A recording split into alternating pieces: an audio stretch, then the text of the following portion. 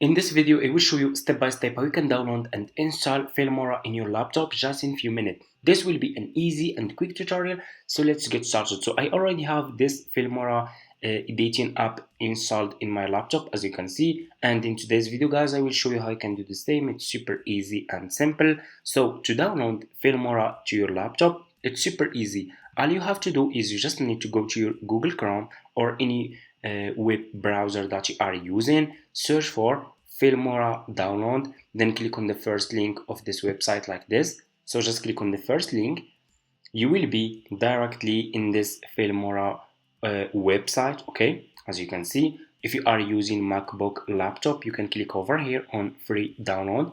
If you are using Windows laptop, you can click on download from here. Okay, so I will just click over here because I'm using a MacBook laptop. I will click on free download like this, and here you go. If you click over here, you should find your Filmora download to your laptop. So all you have to do next is you just need to click over here, okay, like this.